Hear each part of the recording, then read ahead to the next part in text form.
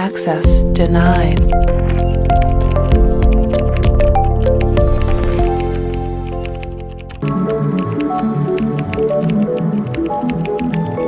Access granted.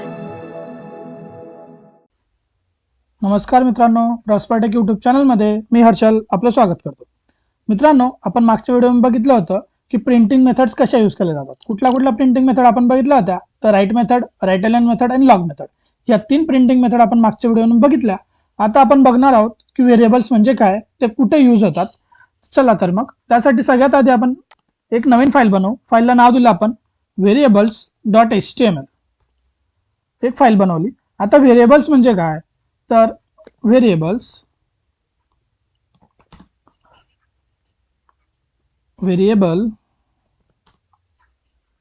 is a reference name of memory block. Variable काय असतो, एक reference name असतो मेमरी ब्लॉकसाठी.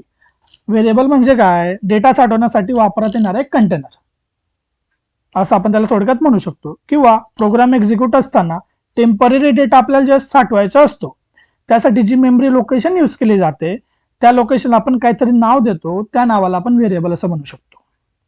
ओके, आता हे व्हेरिएबल जे बनतात, व्हेरिएबल्स आर क्रिएटेड और स्टोर्ड कुठं असतात हे तर रॅम मध्ये कुठं तर ते स्टॅक एरियामध्ये असतात. असे वेगवेगळे एरिया असतात तिथं, स्टॅक एरिया, हीप एरिया, त्याच्यानंतर तुमचा रन टाइम एरिया, असे एरिया असतात. त्याच्यापैकी स्टॅक एरियामध्ये व्हेरिएबल स्टोअर्स होतात. ओके, व्हेरिएबलचा वापर कुठे होतो तर आपण म्हणू शकतो variable are use to store the value for reuse purpose. आपल्याला जर एखादी व्हॅल्यू रियूज करायची असेल तर आपण व्हेरिएबलचा वापर करू शकतो. ओके, क्लिअर एवढं. त्याच्यानंतर आता जावास्क्रिप्टमध्ये व्हेरिएबल डिक्लेअर कसे केले जातात. तर व्हेरिएबल डिक्लेअर करण्यासाठी जावास्क्रिप्टमध्ये आपल्याकडे 3 प्रकार असतात. एक पहिला असतो तुमचा व्हॅर,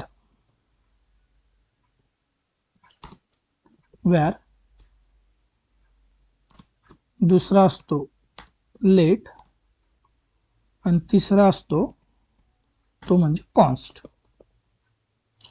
या तिघांचा वापर करून आपण व्हेरिएबल बनवू शकतो, डिक्लेअर करू शकतो जावास्क्रिप्टमध्ये. ज्या वेळेस आपण व्हेरिएबल डायरेक्ट स्क्रिप्ट टॅगचा आतमध्ये लिहिणार, जसं आपण एक स्क्रिप्ट टॅग घेतला आणि त्याच्या आतमध्ये डायरेक्ट आपण व्हेरिएबल डिफाईन करतोय. समजा आता इथं दिला मी व्हेरिएबल a = 10 असं ज्यावेळेस आपण डिफाईन केलं डायरेक्ट स्क्रिप्टमध्ये, तर याला आपण म्हणणार ग्लोबल व्हेरिएबल.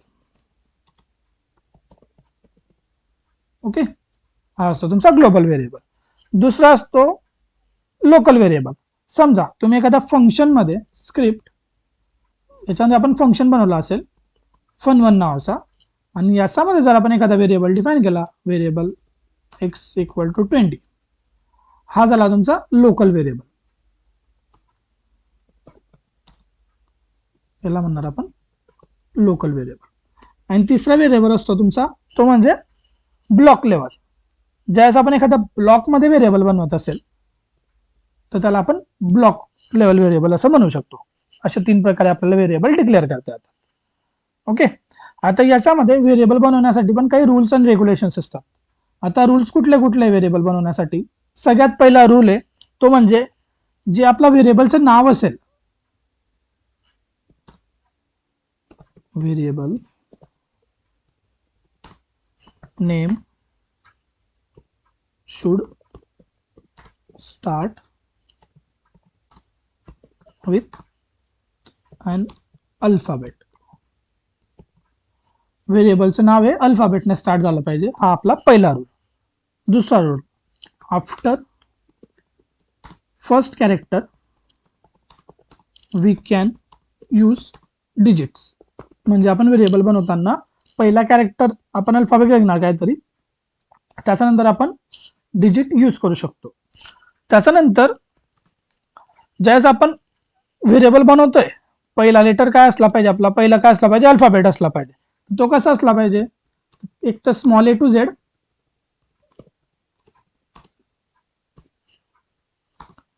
और कॅपिटल ए टू झेड, जसं आपल्याला हवं असेल तसं आपण डिक्लेअर करू शकतो. आणि याच्यासोबत आपण यूज करू शकतो सिम्बॉल टाईपमध्ये एकतर अंडरस्कोर किंवा मग डॉलर, हे दोन्ही आपल्याला यूज करता येतात व्हेरिएबलच्या नावामध्ये. ओके, अंडरस्कोर किंवा डॉलर आपल्याला यूज करता येतात. त्याच्यानंतर व्हेरिएबल्स आहेत, व्हेरिएबल्स हे केस सेन्सिटिव्ह असतील, आर केस सेन्सिटिव्ह. व्हेरिएबल हे केस सेन्सिटिव्ह असते. नेक्स्ट आहे, व्हेरिएबलच्या नावामध्ये आपण स्पेस नाही देऊ शकत, स्पेस इज नॉट अलाउड. म्हणजे तुम्हाला जे काही तुम्ही व्हेरिएबलचं नाव देणार ते कंटिन्यू असलं पाहिजे, एक सिंगल स्ट्रिंग असली पाहिजे ती. ओके, सिंगल वर्ड असला पाहिजे. त्याच्यानंतर नेक्स्ट आहे, आपण जसं बोललो की पहिले स्पेशल कॅरेक्टर नाही चालणार. स्पेशल कॅरेक्टर मध्ये आपण काय यूज करू शकतो, फक्त अंडरस्कोर आणि डॉलर हे दोन आपल्याला स्पेशल कॅरेक्टर यूज करू शकतो. हे असतात आपले रूल्स फॉर व्हेरिएबल्स. आता व्हेरिएबल डिक्लेअर कसं करणार, आपण याला कट करून देऊ. जर तुम्हाला ह्या नोट्स हव्या असतील तर आपला डिस्क्रिप्शन मध्ये टेलिग्राम चॅनलची आणि व्हॉट्सअप चॅनलची लिंक दिलेली आहे, तिथून तुम्ही ग्रुपला जॉईन करू शकता. तिथं तुम्हाला सगळ्या नोट्स मिळून जातील. त्याच्यानंतर आता आपल्याला व्हेरिएबल डिक्लेअर करायचा आहे. इथं आलो, याच्यामध्ये आपण एक स्क्रिप्ट टॅग घेतला, आपण व्हेरिएबल बनवला, व्हेरिएबल ए फक्त एवढं लिहिलं. म्हणजे हे काय केलं आपण, तर आपण हे केलं व्हेरिएबल डिक्लेरेशन. व्हेरिएबल डिक्लेरेशन हे झालं तुमचं व्हेरिएबल डिक्लेरेशन. म्हणजे आपण फक्त एक व्हेरिएबल डिक्लेअर केला. ओके, आपल्याला प्रिंट करायचं असेल तर आपण काय करणार, डॉक्युमेंट डॉट राईट आणि याचा आतमध्ये आपण दिला ए. प्रोग्रामला रन केलं, हे बघा अनडिफाईन्ड आलं, कारण की आपण तिथं कुठल्याही प्रकारची व्हॅल्यू मेन्शन नाही केली आहे, म्हणून हा आपला व्हेरिएबल अनडिफाईन्ड टाईपचा आहे. ओके, फक्त आपण डिक्लेअर केला म्हणून. समजा आपल्याला इनिशियलाइज करायचं असेल, ओके, किंवा मग याला आपल्याला व्हॅल्यू असाइन करायच्या असतील, मग आपण काय करू शकतो, व्हेरिएबल ए इक्वल टू 10 समजा मी असं दिलं. आता जर आपण प्रिंट केलं डॉक्युमेंट डॉट राईट ए, सेव्ह केलं, प्रोग्राम परत रन केला, हे बघा आली 10 व्हॅल्यू. अनडिफाईन्ड बाजूला एक्झॅक्ट बाजूला 10 आलाय. समजा आपल्याला तसं नकोय तर आपण एका खाली एका असेल तर आपण इथं BR चा वापर करू शकतो, ब्रेक. HTML एक्सप्रेशन आपलं किंवा टॅग आहे ब्रेक. हे बघा अनडिफाईन्ड 10 आला. हे झालं आपलं व्हॅल्यू असाइनिंग, याला आपण म्हणू शकतो असाइनिंग. त्याच्यानंतर नेक्स्ट असतं आपलं इनिशियलायझेशन. समजा आपण एक व्हेरिएबल बनवला एक्स नावाचा, एक्स इज इक्वल टू मी 20 देऊन दिला. हे झालं आपलं व्हेरिएबल इनिशियलायझेशन.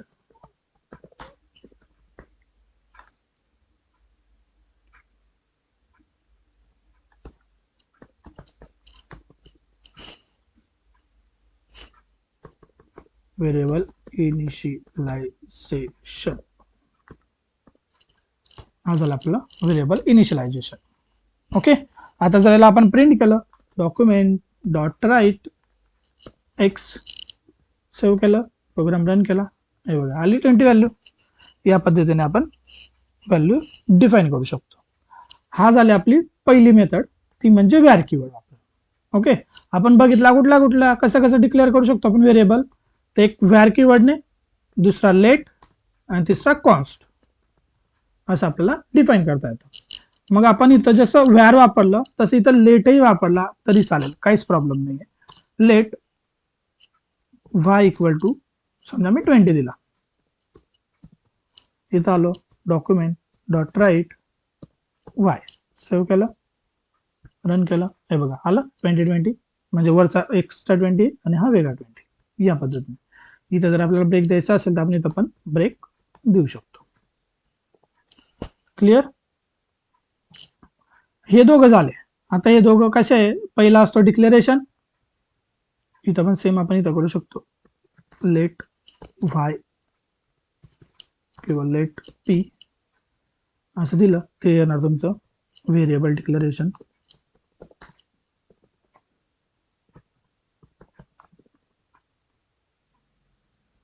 ओके, समजा इथं पी देऊन दिला, पी इक्वल टू 20.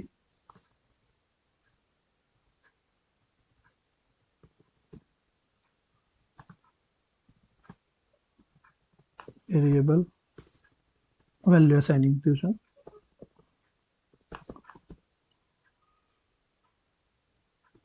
आणि इथं जर आपण दिलं लेट क्यू इक्वल टू 20, तर हे आपलं इनिशियलायझेशन.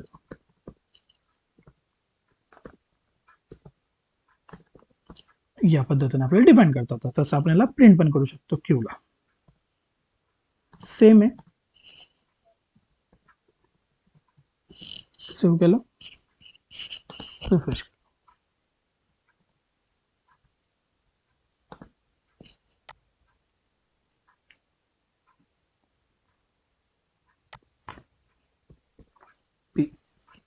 सेव्ह केलं, रिफ्रेश. हे बघा आल्या व्हॅल्यू.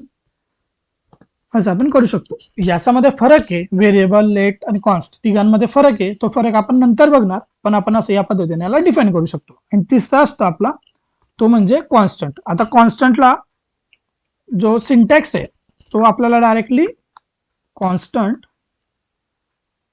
z इक्वल टू 20, 30 असं द्यावं लागणार. आपल्याला डिक्लेअर नाही करू शकत, कारण की ते कॉन्स्टंट व्हॅल्यू राहणार. बघा आता जर आपण इथं प्रिंट केलं डॉक्युमेंट डॉट राईट झेड, याला जर प्रिंट केलं आपण, हे बघा 30 प्रिंट झाली. पण याचा व्यतिरिक्त समजा आपण फक्त इथं झेड केलं तर बघा एरर येणार. काय आलं, सगळं व्हॅनिश होऊन गेलं, कारण की तिथं एरर आहे. जर आपण इथं इन्स्पेक्टला जाऊन चेक केलं कन्सोलमध्ये, हे बघा missing initializer in const declaration. आपण कॉन्स्टंटला डिक्लेअर करू शकत नाही, आपल्याला त्याला इनिशियलायझच करावं लागेल, त्याला व्हॅल्यू असाइन करावंच लागेल. अशा 3 प्रकारे आपण व्हेरिएबल इथं डिक्लेअर करू शकतो, युझिंग वॅर, लेट आणि कॉस्ट. आणि असेच नवीन नवीन व्हिडिओचे अपडेट्स मिळवण्यासाठी चॅनलला सबस्क्राईब करायला विसरू नका. धन्यवाद.